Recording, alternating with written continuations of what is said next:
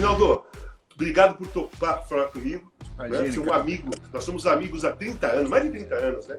Então, para a gente começar, conta um pouco da sua parte, logo no início da carreira como jornalista, né? Você fez Copa do Mundo, a gente se encontrou em 86, quando eu joguei, você estava lá de repórter. Conta um pouco essa parte primeiro. Bom, Casão, eu comecei bem antes de você, sou mais velho. Comecei no jornalismo esportivo sempre e automático, no Estadão. E automaticamente, se começa no esporte, você vai fazer futebol. Só que quando você é foca, você acabou de entrar, que era o meu caso, putz, eu fiz tudo, velho. Eu fiz golfe, eu não tinha fim de semana, eu que era golfe no São Fernando, lá naquela distância, era basquete, natação, eu fiz até esgrima, né? Bom, enfim, aquela coisa que todo mundo faz. Aí caí no futebol, e o futebol era assim, era o sonho de todo mundo, porque tinha os 4 times grandes de São Paulo e o Santos. O Santos era coberto lá pela sucursal de Santos. E os 4 grandes de São Paulo, porque a Portuguesa ainda era grande, né? Então tinha um setorista para cada um. O desejo era chegar a um setorista desse. E aí acabei conseguindo no Palmeiras, né? Eu nunca fui palmeirense, mas assim, tenho o maior respeito. Peguei o Palmeiras na época do Minelli, César, Leivinha, Dudu, Ademir, imagine, Leão, Eurico, Luiz Pereira. Olha só, né? Um dos maiores times do Palmeiras. Viajei com eles, saí do Brasil pela primeira vez com eles, numa excursão e tudo, em 1970. Bom, mas o desejo mesmo era fazer automobilismo, né? E, então eu falava lá com o meu editor, lá, quando é que a gente vai fazer alguma coisa de automobilismo? Né? Era muito raro botar automobilismo no Estadão. Até que surgiu, em 1972, essa chance do Emerson, tá pintando aí com chance de ser campeão, mas bastou ele ter chance. Num dia 1º de maio de 72, eu cheguei com uma proposta lá no Estadão. Me manda para a Europa. Cara, é brincadeira. Eu falei assim, de 8 a 10 dólares por dia, para pagar tudo, né? Me manda para a Europa, que esse cara vai ser campeão e tal. Fiz um projetinho bacana, eles gostaram, analisaram e tal, mas naquela época, você sabe, viajava assim muito pouco. Nossa, o dólar em relação à moeda nacional e tudo. Então eu falei, tá aqui seu projeto, tá legalzinho, vamos deixar passar um tempo. Aí chegou agosto, porque o Emerson foi campeão dia 10 de setembro de 72. Chegou meio de agosto, mais ou menos, eles me chamaram.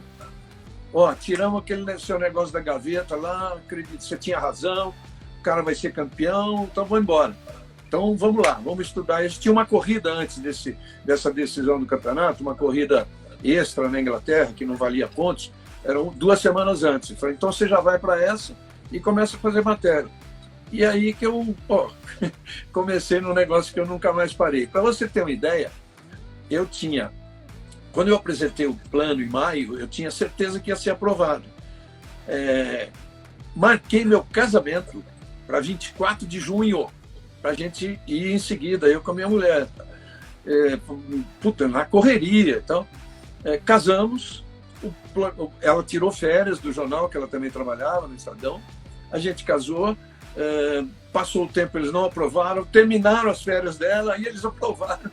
Aí eu fui sozinho, mas eu fui por 15 dias. Na verdade, o projeto era para ficar o ano inteiro, que valeu a partir de 73. Sim. E você começou a cobrir pela Globo quando? Quando você se transferiu do jornal para a TV Globo? Eu fiquei quase 10 no Estadão. Estava para completar 10. Aliás, eu trabalhei junto, Estadão e Globo, um ano. O ano de 79. Em 78, o Pedro Luiz Paoliello, famoso narrador, nossa, que eu adorei a vida inteira e tal. Ele trabalhou na Rádio Globo muito tempo, e ele, nas corridas, eu trabalhava só no Estadão, nas corridas que ele ia fazer pela Globo, ele me chamava para brincar com ele no microfone. Cara, e eu assim, tremia, literalmente tremia. Eu falei, Pedro, não dá, não, vai aí, vai. Bom, cara, ele assumiu a direção da Globo, ele me chamou. Eu falei, Pedro, mas você lembra do meu negócio com o microfone? Não, isso aqui a gente controla. Então, foi aí que eu comecei. Em 78, 78, não 79. Em 78, eu já fiz minhas primeiras corridas com o Ciro José, com o Luciano do Vale. Aí o Galvão veio mais tarde. Ô, Regi, como foi fazer os títulos desses todos os pilotos brasileiros, o Piquet, o Senna, o Emerson antes, teve o José Carlos Patti, que não foi campeão, mas também foi um piloto considerado. Como é que foi essa entrada sua? Porque você começou a ter presença dentro do autódromo, né? Vocês começaram a viajar, dali, vendo de perto, conversando com as pessoas, saindo para jantar depois. Como foi esse tipo de relacionamento? Não só comentarista e piloto, mas assim, sentar para conversar, saber mais da pessoa, mais o perfil da personalidade. Como é que foi isso daí? Casão, você sabe bem disso, porque como jogador de futebol, você sabe como você foi recebido na Itália e Portugal por força do futebol brasileiro.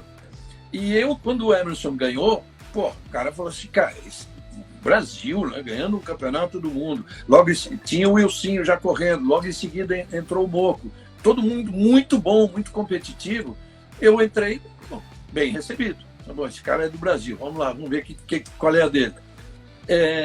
Com 3 anos de Fórmula 1, eu fui eleito, mais ou menos, não é eleito. Na época tinha um negócio chamado International Racing Press Association, a IRPA. E tinha votação, que aceitava ou não aceitava um membro. Uma vez por ano fazia essa votação. Cara, e para aceitar um membro era duro. Aí, em 75, em 74 aceitaram o Janus Lengel. O Janus era do Globo, morava lá. Meu segundo pai. Em 75 aceitaram o Wilson Fittipaldi e eu. Né? Aí a gente passou a fazer parte da IRPA. O que acontece? Era uma credencial especial. Na época não tinha permanente. E essa aí era uma abraçadeira de couro permanente. Isso, quando você entrava num box, aí você pega lá o Ronnie Peterson, um exemplo. O Ronnie Peterson até ele me conhecia por ser amigo pessoal do Emerson. Vamos dizer, um Jack Hicks. Eu entrava lá, o cara olhava de alto a baixo, via aquela abraçadeira, que a gente nem usava no braço, usava pendurado assim na calça. Pronto, você já é mais bem recebido. Como hoje, a Mariana sabe disso, como hoje a gente é quem tem passe livre, quem tem passe permanente. É coisa que eu já nem tenho mais. No futebol é aquela credencial, né? A credencial de Copa do Mundo, você vai em todos os lugares. Você tem os númerozinhos ali, que você pode ir a tal lugar, não pode ir em outro, mas a gente tem abertura em todo mundo. Tudo igual. Mas a Copa do Mundo, claro, você é credenciado para aquela Copa. Sim. Na Fórmula 1, tem, vamos dizer, de 1.000 jornalistas, tem 800 credenciados para aquela corrida, que são permanentes. E tem 200 permanentes. Estou chutando o número. A Mariana é permanente. Eu fui permanente 40 e tantos anos, né? Faz 2 anos que eu não sou permanente, porque a gente não tem ido constantemente. Então, por exemplo, quando eu me credencio para o Brasil, ou se eu for para uma corrida X, que eu passar um e-mail, eles me credenciam para aquela corrida, que é o Race by Race. Mas vale a mesma coisa porque ainda sou conhecido dos jornalistas, né? Pilotos novos, porque também tem isso. Quando eu deixei de ser repórter, que a Mariana está lá no dia a dia com ele, como tiveram todos os nossos repórteres, João Pedro, o Show que fez Fórmula 1, o Bassan, né? Todos eles que fizeram Fórmula 1, estão no dia a dia com eles. Quando você passa a ser comentarista, você fica literalmente do lado de lá da pista. Aí eu vou para lá, claro, que depois que eu termino meu trabalho, vou lá tomar café, tomar uma com eles, conversar. Mas você não é, por exemplo, a geração nova, né? O Hamilton talvez saiba quem eu sou, porque quando ele vem para o Brasil, eu tenho uma exclusiva com ele de 40 minutos. Né? Mas você pega um piloto novo, o Leclerc fiz o ano passado também, mas você pega um piloto novo, esses caras não sabem quem sou eu, quem é o Galvão, né? Sim, é a mesma coisa no futebol, né? Claro. Conta um pouco, por exemplo, Niki Lauda, você teve contato, qual era o perfil do Niki Lauda, como você via, quais os pilotos que você viu que eram mais agressivos, aquele que jogava tudo na pista para ganhar, aqueles que maneiravam. que jogavam corriam com o regulamento debaixo do braço, né, como se diz no futebol. Conta um pouco do perfil desses pilotos que você comentou por vários anos aí. Eu vou tentar ser o mais rápido possível, porque se eu tiver muito prolixo, você me corta aí. Não, vai embora. Fica à vontade, Kenji. Pode ir. Existem esses dois tipos de pilotos, né? Por exemplo, nessa classe está o Niki Lauda, o Emerson, o Alain Prost, por exemplo, né? Além de serem tecnicamente muito bons, esses caras, como você disse, correm com o regulamento debaixo do braço. Não é que eles não vão arriscar, não vão se jogar numa ultrapassagem. Vão, mas vão na boa, né? Sim. Vão na boa. E existem aqueles caras que são os mais intrépidos, né? Gilles Villeneuve, morreu. Rony Peters, morreu, sem ser campeão. Então tem esse tipo de cara. O George Scheckter começou assim. Cara, o George Scheckter estreou numa corrida, ele tirou o Emerson da pista, que o Emerson ia ser campeão. Na corrida seguinte, ele tirou 14 pilotos da pista. Na Inglaterra. E ele continua, um sul-africano super talentoso, e ele continua assim. Chegou alguém, o Ken Tyrrell, que era o cara na equipe que ele corria, deu uma conversada com ele e tal, ele começou a melhorar, a Ferrari contratou, ele foi campeão do mundo. Né? É o que eu digo, por exemplo, do Max Verstappen. Cara, do jeito que ele começou, ele não ia chegar a nada. Ele já está melhorando. Já ficou mais no meio, né? Por outro lado, na mesma geração, quer dizer, novo tanto quanto ele, aliás, foram companheiros, foram rivais até no kart. O Charles Leclerc é um outro estilo. É arrojado, é atirado. Você vê que não tá dando espaço nem para um Sebastian Vettel, o companheiro de equipe, que é o tetracampeão. Mas é um cara... Eu já disse isso várias vezes na televisão. Você sabe muito bem que o comentarista tem que arriscar. Claro. Errou, mas tem que arriscar. Não pode ficar em cima do muro. E eu já falei algumas vezes. Eu acho que o Leclerc vai ser campeão antes do Verstappen. Posso errar. Mas eu acho que ele tem o estilo mais próprio para isso, sabe? Você sabe que o Leclerc me fez gostar de Fórmula 1 de novo. Eu gosto do estilo dele, eu gosto da agressividade que ele tem, vai para cima. Você vê nos olhos dele que ele quer ganhar. Ele quer ganhar. Eu também acho que ele vai ser campeão. Antes ou depois, mas acho que ele vai ser campeão. Sim. Agora, me fala uma coisa que é interessante também. Dá para comparar gerações? Porque no futebol sempre teve aquela, o Pelé, quem é o segundo Pelé? Maradona é melhor que o Pelé ou não é? O Messi é melhor que o Maradona, é melhor que o Pelé, Cristiano Ronaldo. O futebol tem a mania de fazer isso, né? De tentar comparar gerações de jogadores. Na Fórmula 1 também tem isso? Ou dá para falar, vocês se conversam sobre isso? É absolutamente impossível. Casão, olha a diferença. O futebol, o que mudou, por exemplo, vamos falar na seleção brasileira de 70, você vê aquele futebol maravilhoso, mas todo mundo meio parado, sem a marcação que existiu 10 anos depois 20, depois 30, e a marcação que tem hoje. Então, essa é a diferença. Mas o jogo é 2 chuteiras, uma bola, calção, camisa, um campo... 11 para cada lado. Entendeu? Então, aí eu não sou a favor de comparações, porque tem essas diferenças sutis, né? Você vai comparar um Pelé com Maradona, eu não sou a favor. Agora, no automobilismo é impossível, cara, porque aí tem toda uma tecnologia envolvida no carro, absolutamente impossível. Por exemplo, vou te dizer um exemplo. Às vezes as pessoas me perguntam, o Schumacher estaria andando no nível do Hamilton, se fosse igual no tempo, levando para esse tempo com a idade que tem o Hamilton? Não sei. Por que eu não sei? Porque, da mesma forma que, vamos lá, o Piquet foi um cara que pegou uma fase que exigia conhecimento mecânico, que exigia o feedback do piloto para o engenheiro ir acertando o carro, ele, o Emerson. O Senna pegou uma fase do início da informática, o início da informática. O Schumacher já pegou a informática a pleno. Eu acho que o Schumacher é um cara que, sim, que ele absorveu essa parte como ninguém. Então, é uma outra fase completamente. Ele agora no Hamilton,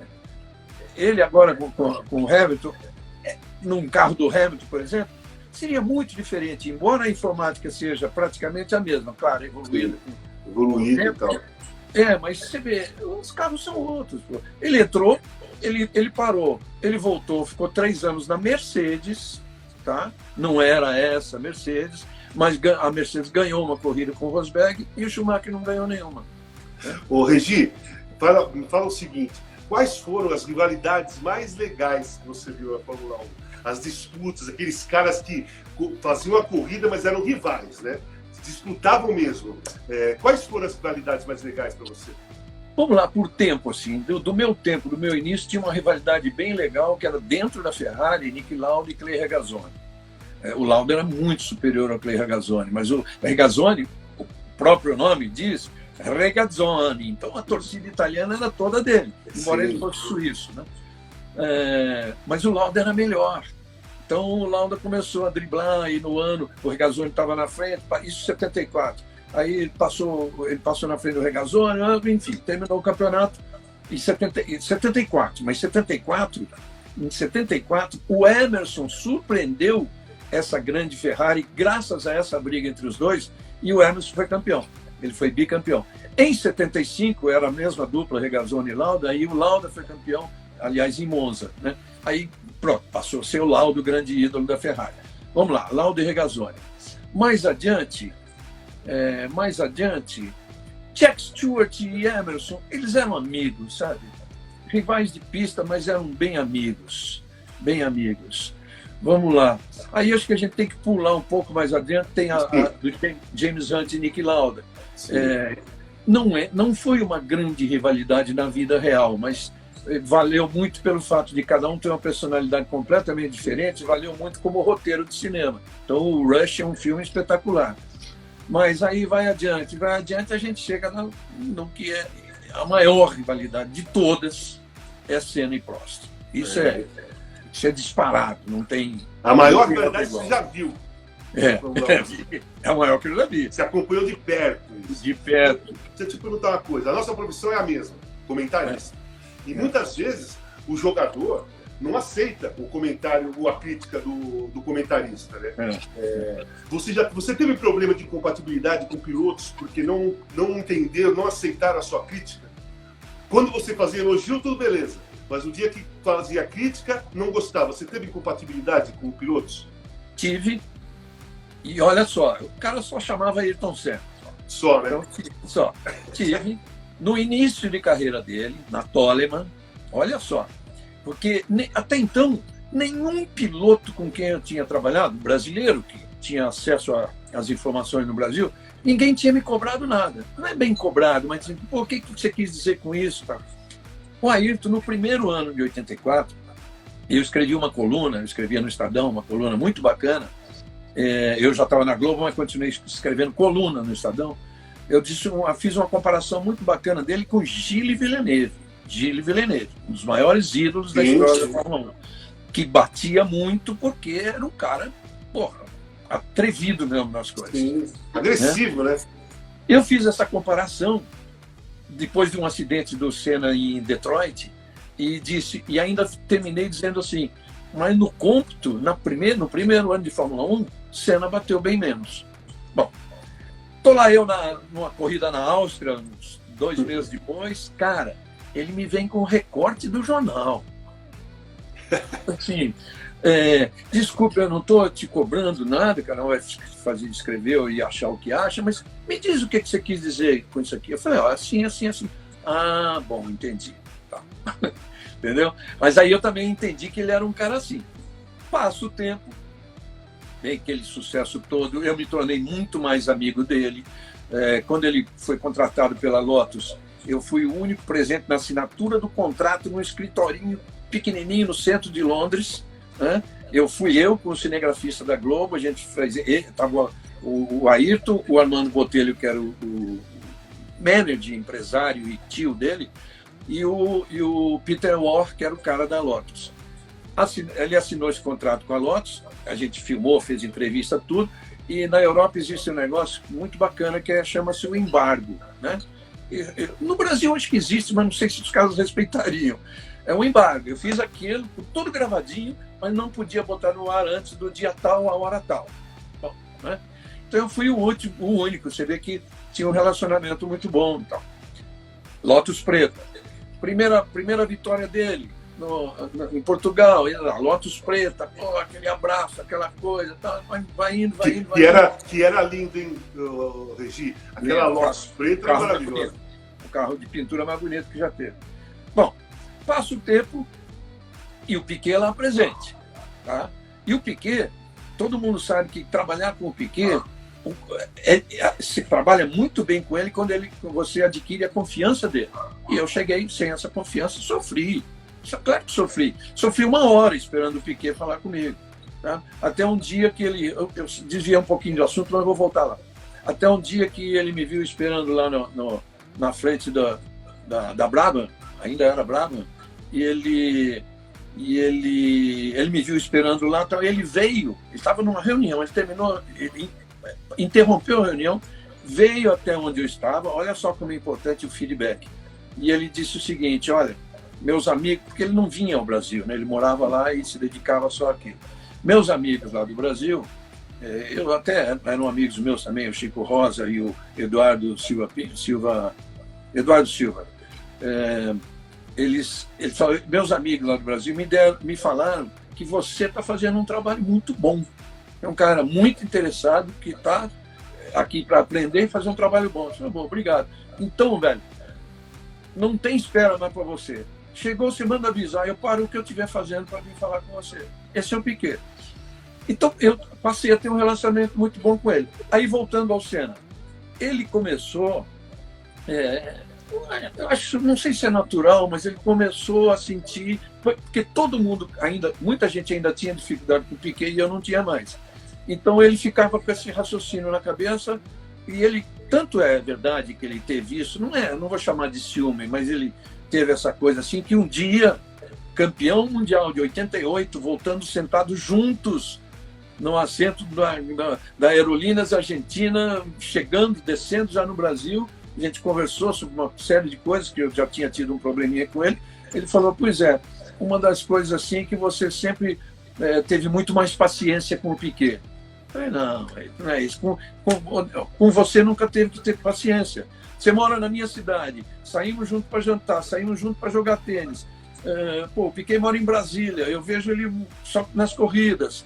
É uma coisa diferente. Então, eu com você, claro que eu não preciso ter paciência, porque você tem toda a paciência também comigo. Mas, enfim, teve uma série de atritos desses, não chegaram a ser atritos, não usei a palavra errada. Teve uma série de coisas desse tipo que levaram a um ponto assim, muito ruim. Casão, você sabe disso, chega um terceiro no ouvido dele, chega um quarto, um quinto, um sexto, um sétimo no ouvido dele, tá? E o cara fica embaralhado. Entendeu? E todo mundo falando mal de mim para ele. Um monte. A família dele me chamou para falar isso, falar aquilo. Eu falei, não, gente, espera aí, não é nada disso. Tal. Bom, passou esse tempo, nós ficamos rompidos 2 anos. Rompidos? Qual o tamanho? Rompidos de passar assim um pelo outro e não falar bom dia. Caramba! Rompidos. Isso te influenciou, atrapalhou você nos comentários? Casão, eu virei comentarista por causa disso. Isso aí, a palavra seria errada dizendo assim, isso aí me promoveu. Mas é a verdade.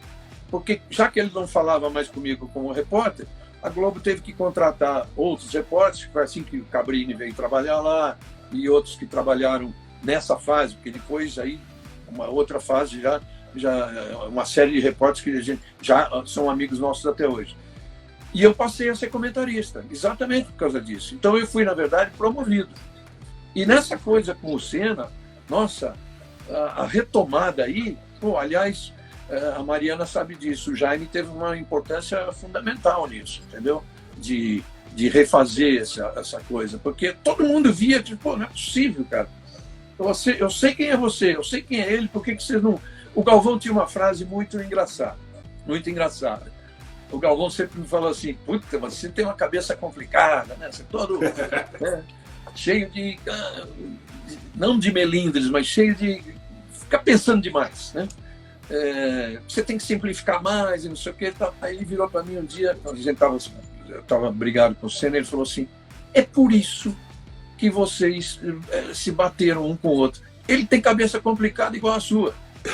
Vocês dois são complicados. Então é mais ou menos por aí, mano. Mas você teve esse tipo de incompatibilidade com o Piquet também? Ou o Piquet foi mais tranquilo? Porque o Piquet é polêmico, né? Não, então. Piquet era um cara polêmico. Não, então, o Piquet é essa história que eu contei. Ele, a partir do momento em que ele... Mas depois que ele te reconheceu, depois que ele viu o respeito, nunca mais você teve nada com isso? Cara, eu vou te contar uma coisa. É de uma lealdade que é um negócio impressionante. Bom, basta dizer o exemplo de ele ter...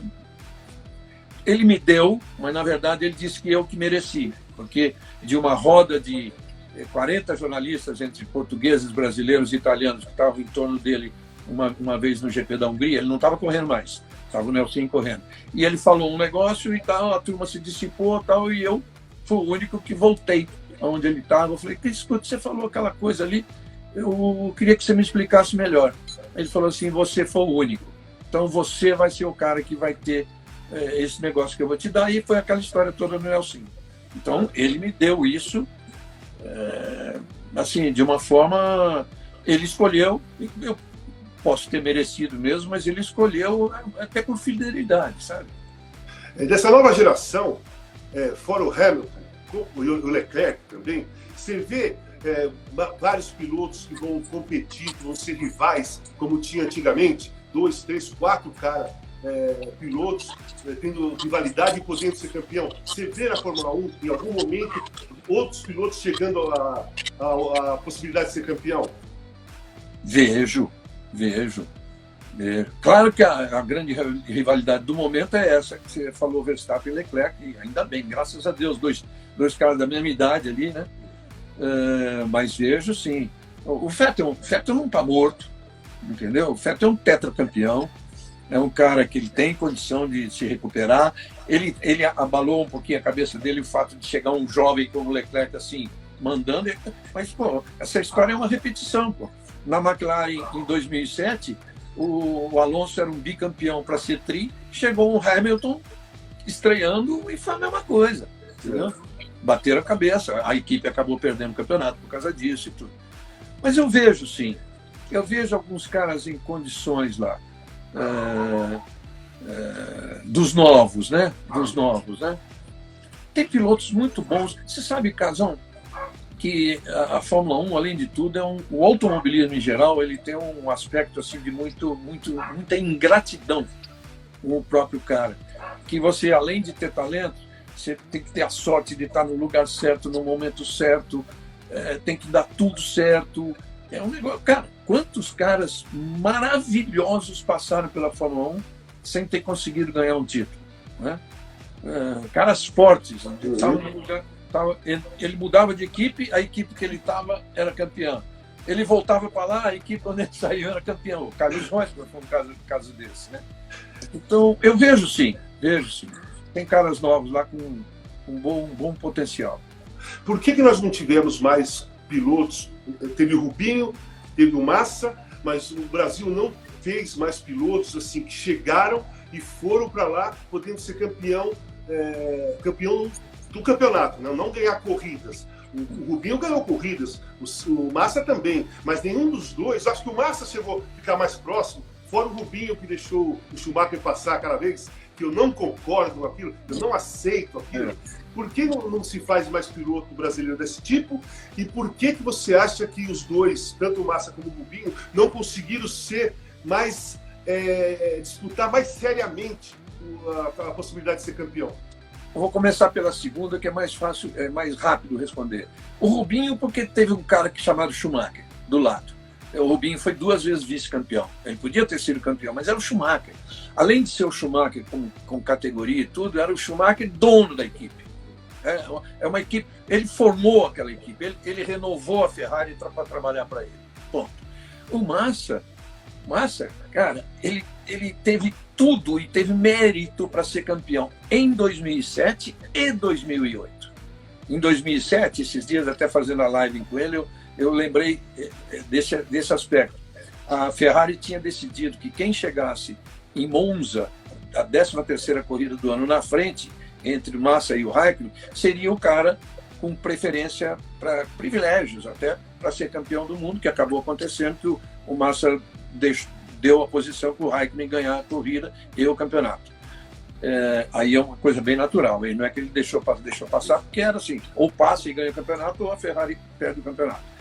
Até essa 13ª corrida, o Massa sempre liderou na briga entre ele e o Raikkonen. Sempre. Inclusive venceu a corrida anterior na Turquia, tá? E chegou nessa corrida de Monza, se eu não me engano, com 69 a 68, 1 ponto de diferença. Só que aí ele quebrou em Monza, entendeu? E o Raikkonen acho que ganhou Monza, se não me engano, ou, enfim, marcou mais pontos que ele, saiu de lá na frente, e aí era esse acordo que eles tinham que seguir. Em 2008, o Massa foi melhor. Ele não foi melhor que o Hamilton o ano inteiro, porque o Hamilton liderou boa parte do campeonato.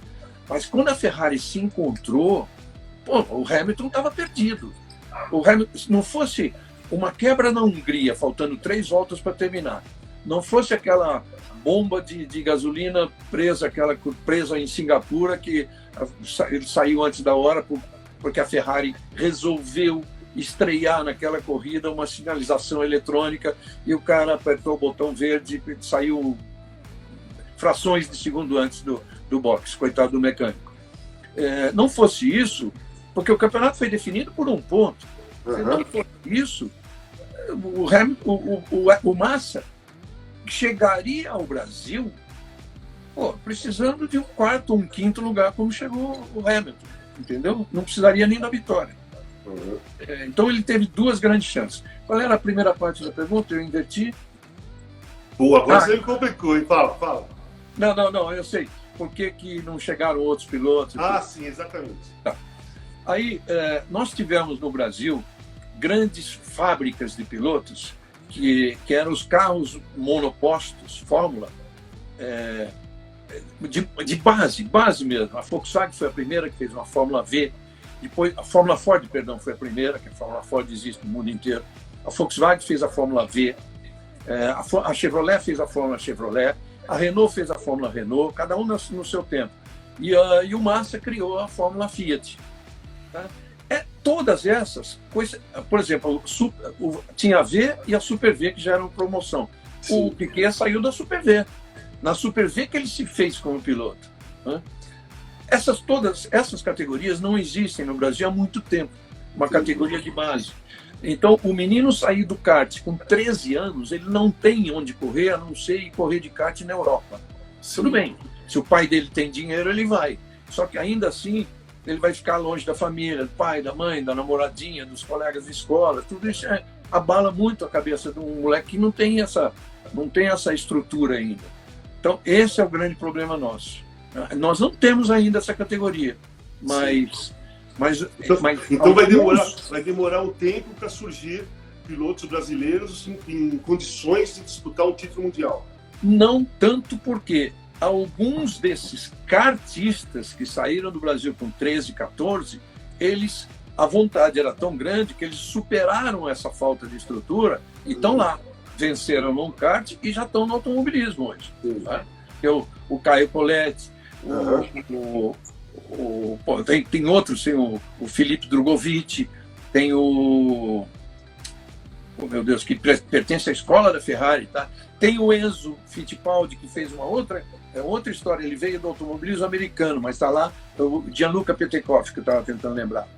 E tem o Pedrinho Piquet, que fez uma categoria no Brasil, mas assim, ele fez só para não ir direto para lá, mas era uma categoria assim que ele ganhou com o pé nas costas. Então, são pessoas que estão lá para chegar, velho.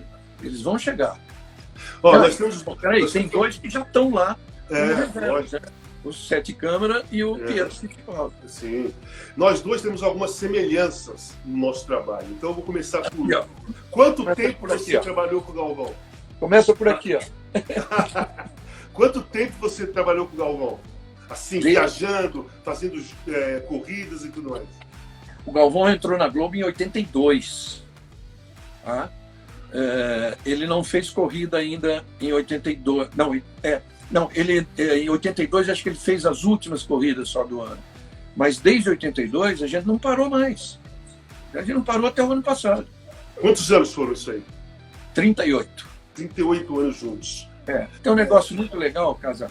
na transmissão do GP do Brasil, só quem estava na suíte ou quem estava na cabine com a gente, por exemplo, minha filha estava, os filhos do Galvão estavam, o Cacá e o Popó, quando foi abrir aquela coisa de que, olha, 15 segundos, 20 segundos, tal, o Galvão mandou eu tirar o fone do ouvido, aquela coisa dele assim, fala para todo mundo, desliga aí, desliga aí, desliga aí, e falou no meu ouvido. Ele falou, olha, se for mesmo a sua última, só quero que você saiba o seguinte, esses 38 anos valeram muito. Porra. Velho, põe o fone do ouvido, falta 8 segundos para entrar no ar. Porra, sabe? O Galvão é mestre, né? Puta, mestre de transmissão, o Galvão é lindo, atitude linda. E minha filha do lado grudou na minha mão, eu olho para ela, ela derretida. Pô, aí não tinha jeito. Aí, pô, eu entrei, ó, agora eu me emociono. Uma atitude muito bacana dele. Sim, mas ele reconhece. Eu trabalho com ele há 23 anos. Fazemos jogos de seleção brasileira desde 1999. 6 Copas do Mundo, Olimpíada. É lógico que às vezes tem uma divergência ou outra de ideias, ou ele fica muito nervoso, às vezes, antes da corrida. Algumas coisinhas tem. Mas lealdade, ela existe 100%. Galvão é um cara leal. E ele reconhece o valor da outra pessoa. Já tivemos muito problema. Me ajudou muito na época da minha dependência química, quando fui internado. Você ainda estava lá, você pode até saber mais coisas do que eu. Ele foi um cara que apoiou muito. Acompanhei de perto, muito de perto isso, muito. Tinha coisas que ele contava só para mim, muito de perto. E é o que eu te digo, eu tive muitas desavenças, tanto profissionais como pessoais. Eu digo o seguinte, Casão, você só é grande amigo do cara com quem você brigou um dia. Claro. Não dá para... eu jamais briguei com esse cara, velho. Então você não foi tão amigo assim. Exatamente. Você não foi tão honesto, né, nas palavras. Quando você briga, é porque você fala a verdade e você gosta do cara. Quando você não fala nada, é porque você, né, não é tão chegado. Deixa eu te falar outra coisa. Depois eu vou falar da outra semelhança. Agora eu vou falar uma coisa para você. Ontem, a Sport TV, e hoje de manhã, ela passou o documentário do Ayrton Senna, né? O documentário do Ayrton Senna. Você participa muito daquele documentário. Tem várias falas suas, vários comentários durante a corrida. Como foi fazer aquele documentário, Regi, depois daquele acidente fatal que ele teve? Né? Foi dia 1º de maio de 94. Isso. E aí, como foi participar disso? E antes de você falar isso, eu quero falar assim, como foi estar naquele momento do acidente do Ayrton Senna, na cabine para comentar aquela corrida? Como foi antes e como foi depois? O que é bacana de falar, legal de falar, tanto eu falando isso como o Galvão falando isso, é como a gente levou a transmissão até o fim naquela corrida. Porque isso isso se chama profissionalismo, né? Então, isso é uma coisa assim, sem dúvida. Foi muito duro. Eu conto até no episódio do meu livro que eu estou escrevendo, mas já falei isso várias vezes no ar até. Teve um momento em que o Galvão, primeiro era muito calor na Itália e a cabine muito pequenininha, a cabine de Imola. Então a gente ali apertado e tal, ele encostado no vidro, eu no meio e o Cláudio Amaral, que era o técnico de som, à minha direita. Mas muito apertado. Para sair, para o Galvão sair, a gente tinha que afastar. E ele estava suando, muito calor. Depois daquilo, então ele ficou mais, né, cara? Com um lenço assim, passando constantemente. E teve uma hora, assim, vou dizer, chutar 10 minutos depois do acidente, 15, que a gente estava falando sobre o que tinha acontecido, sobre o que provavelmente teria acontecido, o que poderia acontecer, e lembrando de outros casos e tudo mais. Ele estava narrando o que acontecia. Ele falou assim, pô, dá licença. Eu me afastei, o Claudinho afastou, ele saiu da cabine. Eu peguei e fiquei uns 5 minutos ali, porque também coisa simples, coisa fácil. A gente estava falando, não era uma narração de algo que estava acontecendo, de algo que estava, de uma corrida que estava acontecendo, mas sim do negócio parado, para mim é até melhor, para mim é até mais fácil quando isso acontece, que tem toda a experiência que eu posso passar, é até mais fácil. Bom, isso falando do momento. Claro que foi muito difícil depois, vixe Maria. Aí tem toda uma história. Era o Cabrini, que era o nosso repórter, e ele foi para o hospital com o celular, e para ele passar os boletins para o Rio, para ele passar por telefone os áudios, né, para o Rio, nós permanecemos na cabine, eu e o Claudinho, o Galvão foi para o hospital também, eu e o Claudinho, justamente porque o Claudinho monitorava, melhorava a qualidade de som da chamada telefônica do Cabrini antes de mandar para o Rio. Então a gente ficou lá o tempo todo, assim, e o Rubinho tinha sofrido um acidente na sexta-feira, e tinha ido. Aí no sábado ele apareceu no autódromo, falou com a Ayrton e foi embora. E o Rubinho estava em casa, na Inglaterra. E ele ficava me ligando. E aí, que notícia? Eu falei, Rubinho, assim, assim, assado. Eu ia passando o que tinha, né? Até que o Rubinho soube da morte através de mim, porque numa das ligações eu falei, Rubinho, é isso, o Cabrini acabou de passar que morreu. Enfim, foi um momento muito duro. Mas depois, cara, para participar de se me chamarem hoje para fazer um documentário, qualquer que seja tudo que tenha acontecido, a parte boa, da parte ruim, cara, eu vou adorar. Porque, primeiro que fazer documentário é a coisa que eu mais sei fazer, né? É o forte. Eu gosto de escrever coisas longas, eu gosto de fazer... Cara, eu fiz, no começo da minha história na Globo, a Globo tinha... Isso durou uns 15 anos ou mais. A Globo tinha, no início da temporada de automobilismo, de Fórmula 1, tinha 2 programas de 25 minutos cada um. Você sabe quem escrevia sozinho? Eu escrevia sozinho. Para editar, eu tinha um editor e tinha, às vezes, um companheiro, várias vezes foi o Alain Vinher, que a gente ia para uma ilha de edição, e a ilha, eram poucas ilhas de edição na Globo. Então a gente requisitava, por exemplo, o esporte requisitava ilha para a gente editar isso. Sabe o que eles faziam com a gente? Não é de sacanagem, é que não tinha espaço. Porque tinha que editar novela, editar isso, editar Globo Repórter, editar Esporte Espetacular, editar jornalismo sempre mais importante que o esporte, naquela época. Então eles davam para a gente retalhos de tempos. Juro por Deus, velho. Tipo assim, Regi, você tem das 10 às 10h30 da noite, não volta para o hotel, porque depois vocês vão ter de novo da 15 para meia-noite até meia-noite, depois vocês vão ter da 1 às 2. Cara, a gente morava na TV para editar um negócio desse. E eram 25 minutos cada um. Eu fiz isso durante uns 15 anos, 2 programas. Um era a retrospectiva, o outro era a prospectiva. Então, eu adoro fazer documentário. E aquele do Senna, um cara que eu conheci desde antes de entrar na Fórmula 1, acho que ninguém melhor do que eu, ninguém, nem o Galvão, poderia ter essa história toda. Você sabe como é que foi o começo da nossa ligação, né? Não. Também é curiosa. Teve uma corrida na Alemanha de Fórmula 1 que o Senna fez a preliminar correndo de Fórmula Ford 2000. Eu nunca tinha visto ele. Ele sabia quem eu era, eu sabia quem ele era. Eu nunca tinha visto. Aí, e na Fórmula 1, a gente trabalha muito. Naquela época, mais ainda. Hoje em dia, os repórteres, tudo que eles fazem é editado no autódromo e gerado do nosso próprio caminhão da TV Globo, ou da BBC, ou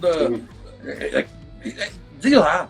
Naquela época, a gente gravava, saía para uma emissora no centro da cidade, editava e voltava para outro lugar para gerar. Era um negócio de louco. Então era muito trabalho e eu voltava da pista tarde, mas muito tarde. Chegava no hotel 10, 11 horas da noite. E o Ayrton estava correndo de Fórmula Ford de 2000, que era preliminar, os treinos eram bem mais cedo. Ele saiu mais cedo, ele estava num hotel que era 300 metros de distância do meu, e ele foi lá no meu hotel para se apresentar a mim, só que eu não tinha chegado ainda. E nessa época, eu morava na Inglaterra, então minha filha estava comigo, minha filha mais velha, Daniela, estava comigo e a Carmen Silva. Ele bateu na porta do quarto. Aí que a Carmen Silva falou para ele, puxa, ele falou, eu sou o Ayrton Senna, vim aqui para conhecer o Reginaldo e tal. Ela falou assim, puxa, ele não chegou ainda. Eu acho que mais umas 2 horas ele chega. Eu falei, tudo bem, eu espero lá embaixo. Cara, ele desceu, ficou na recepção, esperando umas 2, 3 horas, esperando eu chegar para se apresentar. Sabe? Então, a partir daí, teve um relacionamento assim, espetacular. Contar uma historinha muito rápida. Pode contar, você tem o tempo que você quiser. Não, eu quero perguntar para você também. Pô. Tá bom. Um dia a gente estava indo para a Europa, tinha havido o Grande Prêmio da Argentina e depois teve o Grande Prêmio do Brasil, teve o da Argentina, aí todo mundo ia para a Europa.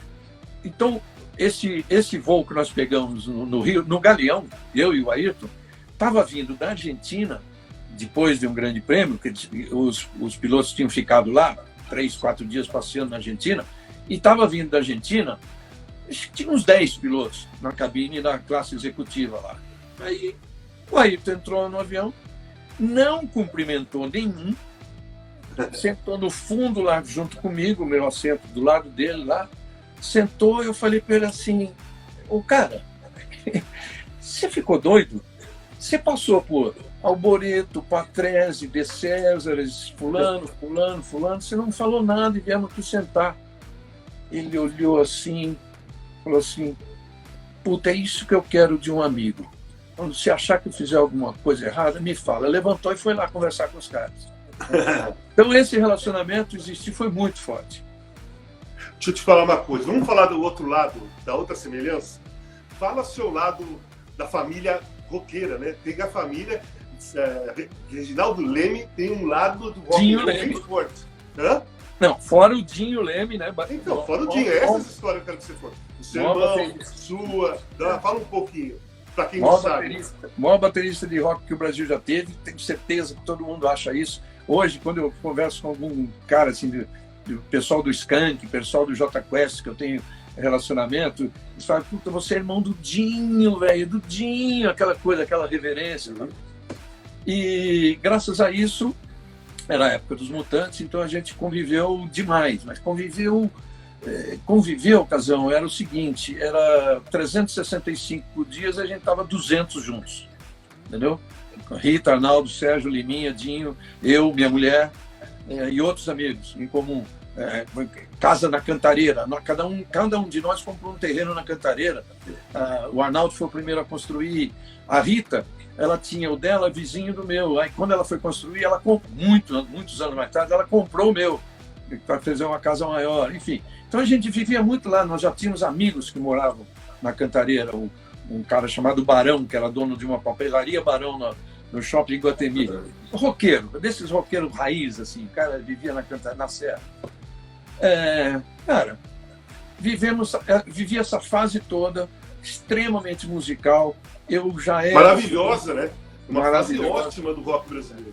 Eu já era assim muito musical, sempre fui, em qualquer momento, e vivi essa fase do maior grupo que, com licença de todos os outros que existiram depois e existem, o maior que já teve, tanto que internacionalmente eles são admirados assim. Você sabe que hoje, por coincidência, minha filha mais nova é casada com um inglês músico, mora em Londres. Ele é músico, guitarrista, tem uma banda, imagine, em Londres tem 300 bandas, ele tem uma delas.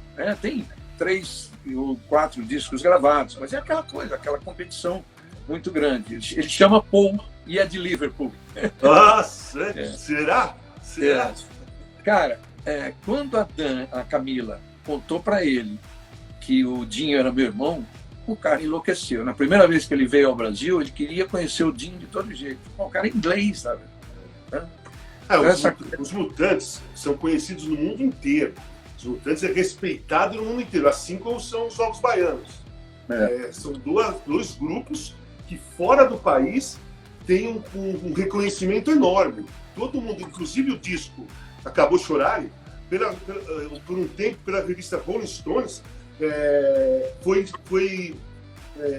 o maior disco de música brasileira da história, esse dos Rolling Stones,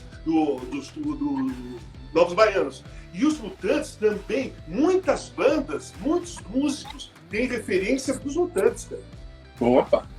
Opa, isso eles fazem questão de dizer até. Era uma época, um rock um pouquinho diferente, tanto que a base dos Mutantes era Yes. Né? Sim. Claro que admirando Beatles e tudo mais, mas era Yes. Então foi uma fase que eles chamam de rock lisérgico, vai. Não era obrigatoriamente isso, mas era esse tipo de... Era meio rock psicodélico do meio dos anos 60, lisérgico, depois daí que entrou o progressivo, né? Nós conhecemos um pouco de rock, né? Você é mais do que eu. Você eu respeito, mais do que eu. Para quem não sabe, eu e o Reginaldo, às vezes eu fico trocando vídeos de rock and roll, né? Mando um vídeo para cá, um vídeo para lá. Reginaldo, nós temos um pouco de tempo ainda. Me fala das duas... Quantas Copas do Mundo você foi? Eu fiz 3, mas eu trabalhei em 2, porque em 78 na Argentina eu estava lá por causa da Fórmula 1 e fiquei por um tempo fazendo matérias que depois foram usadas antes da Copa de 78. Mas eu fiz, de fato, 82 na Espanha e 86 no México. Em 90 eu ia fazer, mas foi a fase áurea de Piquet, Senna e a Fórmula 1. Então eles preferiram me deixar fixo na Fórmula 1, morando na Europa já, porque não dava para dividir mais. Né? E como foi fazer essas duas Copas do Mundo para você? Que era mais Fórmula 1, aí a Globo puxava você da Fórmula 1, colocava na Copa do Mundo. Eu sei bem de 86, porque eu estava jogando. Nós saímos várias vezes ali, na folga da seleção brasileira, a gente saiu um pouco. Como foi fazer essas duas Copas aí? Casão, eu sempre amei futebol. Joguei, como todo moleque jogou. Eu até hoje eu admiro muito, porque eu sempre amei futebol como torcedor. Eu admiro quando eu ouço um jogo, você, o Caio, o Júnior comentando, a forma como vocês veem o time dentro de campo. Né? Essa é uma coisa que eu não vejo, não consigo ver. Entendo o que está se acontecendo, sei falar do cara, eu sempre admirei o cara muito habilidoso. Então, para mim, os maiores jogadores do mundo, claro, Pelé fora de questão, mas Maradona, Rivelino, Messi, né? Com todo respeito ao Cristiano Ronaldo e ao Ronaldão, mas não são, quando eu falo dessa classe de habilidosos, eles não estão nessa. Né? Então eu sempre gostei muito e cobrir Copa do Mundo é o máximo, né? E uma coisa, claro que você sabe muito bem que o jornalista, o repórter que cobre a seleção brasileira, ele cobre a seleção brasileira o ano inteiro. Então, quando vem uma Copa, evidentemente, é ele, hoje é uma dupla, eles que vão para cobrir o Brasil. Mas eu sempre fui, eu considero isso até falo com muito orgulho, um elogio. Eu cobria o grupo de adversários do Brasil. Sim. Em 86 você estava com a Argentina, não estava? Tava. Eu vi uma foto, você me mandou uma foto com o Maradona e um pessoal lá. Então eu quero dizer muito obrigado pela live. Você é meu amigo do peito, considero você pra caramba. Quem não sabia está sabendo agora. E, Regi, espero outras vezes, quando acabar toda essa situação, a gente sair para tomar um café, bater um papo, conversar, porque você é muito gente fina. Obrigado, Regi. Obrigado você, cara.